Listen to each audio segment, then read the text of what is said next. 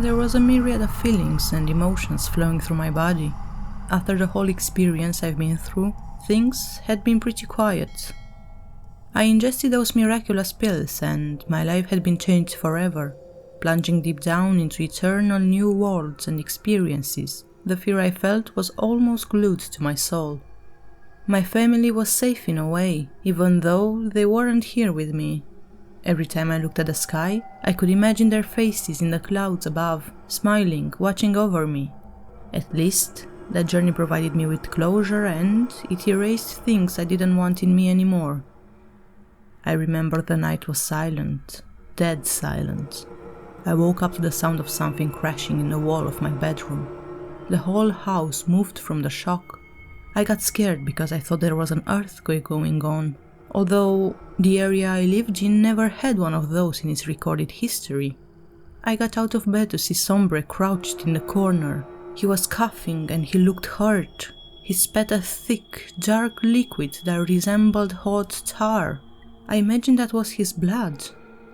Sorry to come unannounced like that. One of those angels is after me. It broke the laws and stepped into the bad half of heaven. He's hungry, vicious, and out for blood, Sombre said. I watched in horror as his new heart seemed to malfunction. Or was it broken? Maybe it wasn't meant for him to have it. I just wanted to have this again, but it seems impossible right now, he said while touching the surface of his chest right over the heart. He reached inside, the squishing sound of tearing flesh flooding my whole being with an all too familiar feeling of horror and dread. The bolts of lightning that illuminated his body simply turned off. He then looked just as he did when I first saw him, a sad, gloomy shadow made of smoke and darkness. I watched as he started eating his heart. Blood gushed on the floor, staining it in patterns that resemble Rorschach tests. As he was ravenously biting and chewing, I noticed that the heart was turning to coal. It withered away. Before Sombre finished his feast, the heart showed tiny red cracks with strange lights shining through. It looked like it was about to burst, to explode, a divine bomb. A bright flash filled the room and I heard Sombre scream until there was nothing but silence left. I squeezed my eyes shut, otherwise I'd have gone completely blind. It was like staring into the sun for far too long. I felt Sombre's hand grabbing mine and then I was floating. I didn't know if this place was the one I've been to before. I felt so calm, worry-free. I couldn't open my eyes, not even for one single second. I remember landing on the hard, cold ground. Freezing winds swept through this new, unfamiliar place I found myself in. I opened my eyes and the horror unfolded before me. Statues of impossible creatures were decorating the wasteland. Their faces were contorted in fear. Some had wings, others were missing them. Or maybe they'd have been ripped off from their bodies. "There's no time for that. It's coming," Sombre said. The pain and fear in his voice was immense. I felt the same way. The sky was gloomy, desperate, and most of all, it reeked of death.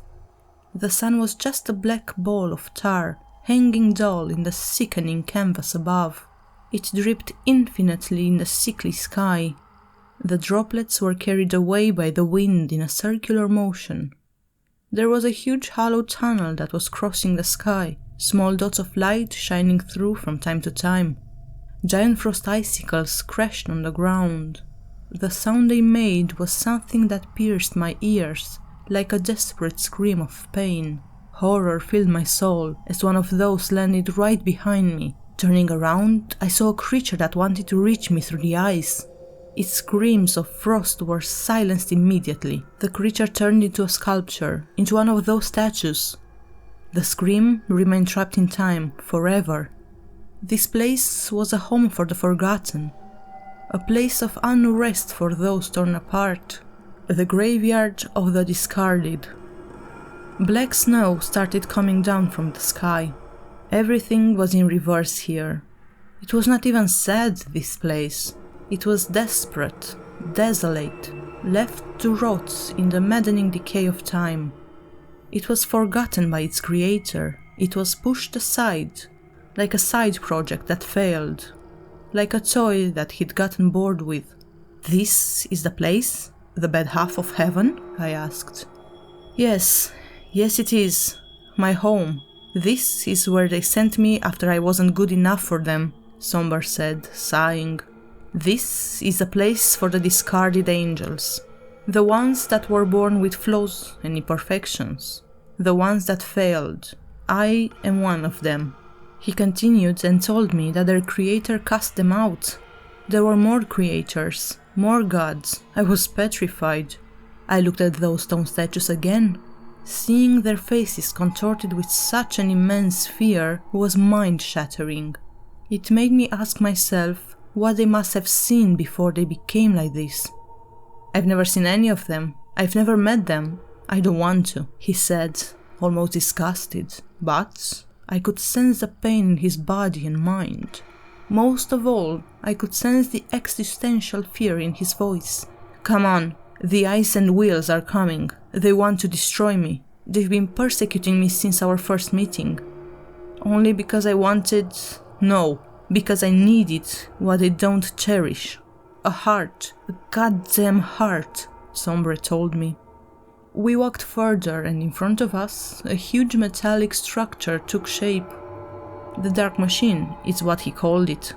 The discarded angels, lucky enough not to be turned to stone, were thrown directly into the Dark Machine through that tube that crossed the sky. They were destroyed in a blink of an eye. It seemed to breathe, almost like a living thing when it fed with those unfortunate enough to be sent here.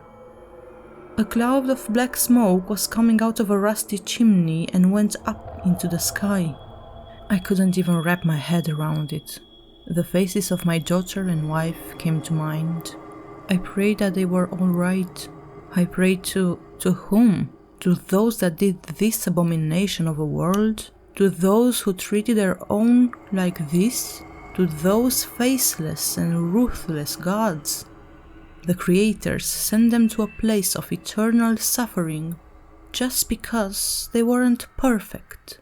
If they weren't perfect, they needed to suffer and die. To the Dark Machine, the Angel Destroyer, always hungry, always wanting death and destruction. All this new knowledge not only did it change me forever, but it sent arrows of fear to my mind and soul. What were they really doing there, in what was called a good heaven? But what about hell? Does it exist? I asked. Does hell exist, young man? Of course it does. It's buried deep down under the earth. It's changing every day. Pray to whatever it is you're praying that you'll never go there, Sombre replied gravely. As we were approaching the Dark Machine, I saw bluish fire in front of it. Ah, this... I'll show you later what this is for, Sombre said. A trumpet sound broke the silence of the desolate, frozen and depressed world of discarded angels. I looked in the sky and saw a ball of red fire. It tore through the grey skies and hastily approached us. The eyes and the wheels are here, please. Hide behind the Dark Machine, Sombre screamed. I'll end this once and for all. His voice was filled with the sound of 1,000,000 chainsaws.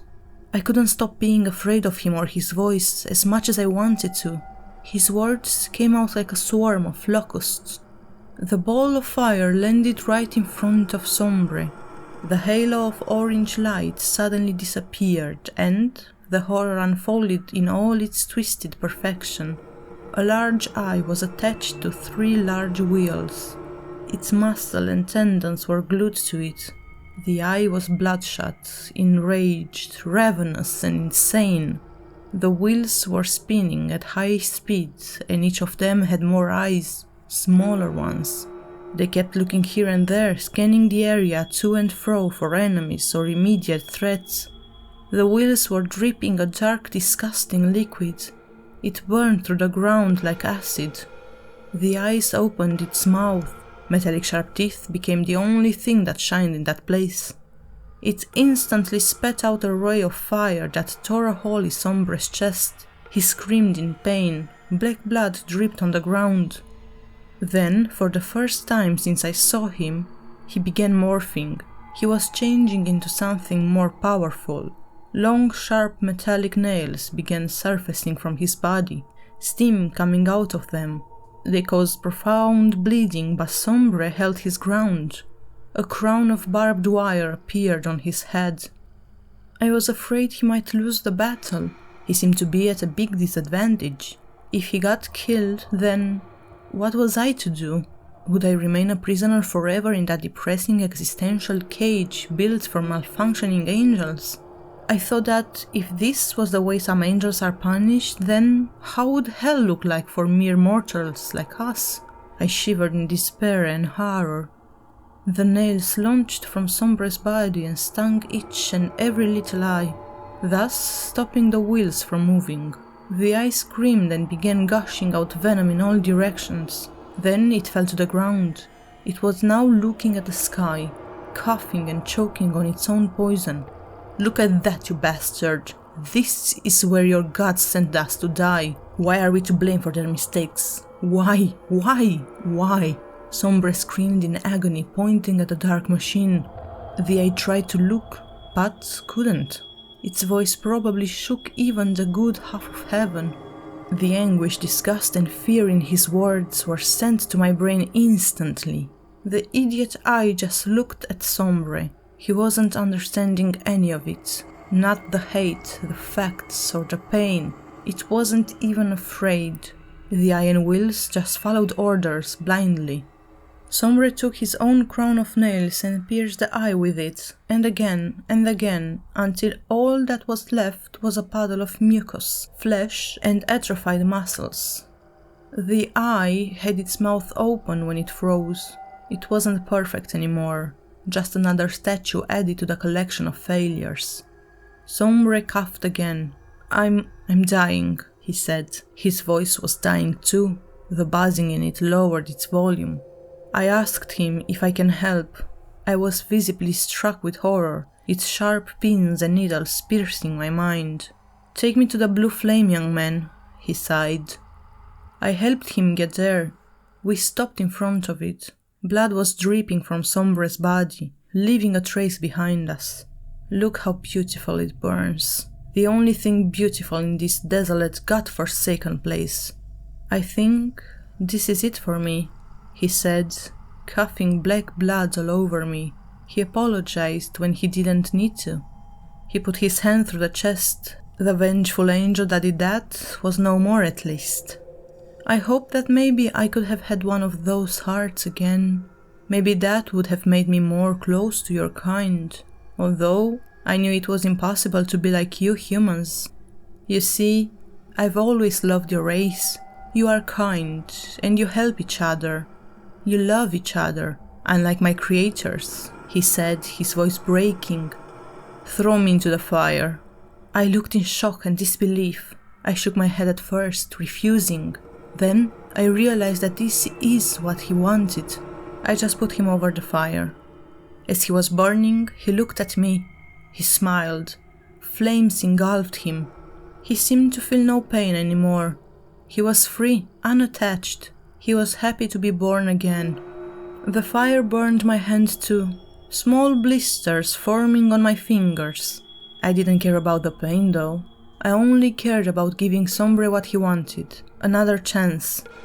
"I hope I'll remember you in the next life, young man. Maybe then my creators will love me too." These were his final words to me, right before exploding into a million white little lights. The explosion sucked me in. I traveled through an unknown place. I felt like floating again, yet I couldn't open my eyes. I landed on the floor of my bedroom.